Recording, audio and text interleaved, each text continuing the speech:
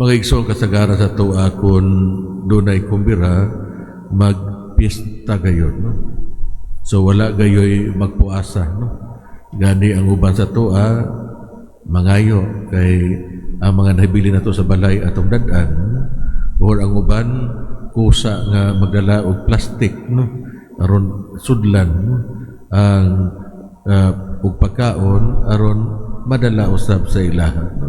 So ato ang gustong ipaambit, no? Pero usahay lang kay itago man nato ang pagbuhat nini, no? Pwede man siguro ta mangayo sa hintungdan, no? Kung makadala bata og sharon, isharon nato ang sobrang pagkaon diha sa buffet table. Sa makigsunan atong nadunggan sa atong ebanghelyo nagisgot may tungod sa pamanunon.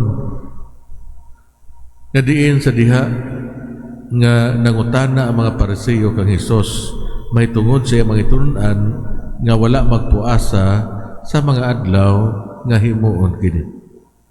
Si Jesus migamit sa kahigayunan nga ipadayag ngadto kanila nga siya ang pamanhoon. He is the bridegroom. Ang tao nga dugay na nagihulat sa mga Israelitas. Gipunting ni Jesus nga sa panahon sa kumbira sa kasal, ang mga bisita sa kasal dili gayon magpuasa. Ilahang ubanan ang pamanhunon siyang tibok 3 ka tuig nga public ministry ug maglipay uban kaniya. Moabot ang mga adlaw nga ang kaminyoon tali sa Ginoo ug sa iyang katawhan matuman diha sa krus. Ang pamanhunon kuhaon mulakaw siya aron andamon ang lugar sa iyang asawa, ang simbahan. Sa maong adlaw ang mga tinunan ni Jesus magpuasa o magpasinsya o matinudanon nga maghulat sa pagbalik sa iyang pamanhunon. Ang kahulugan sa sambingay may tungod sa bino o sa sudlanan, nagsulti kanato nga si Jesus ang pamanhunon naghimo og bag-o. Siya ang bag-ong Moses nga naghatag og bag-ong balaod. Siya ang bag-ong David nga nagsaulog sa gingharian sa langit. Siya ang Mesiyas nga nagadala og bag-ong bino, ang bino sa walay katapusang kalipay. Ang daang sudlanan dili masudlan sa bag-ong bino, ang dugo ni Jesus. Ang dugo ug ang mga pag-antos sa daang kasabutan, ang daang bino dili epektibo ug siya timailhan nga nagtan-aw sa epektibong sakripisyo ni Hesukristo.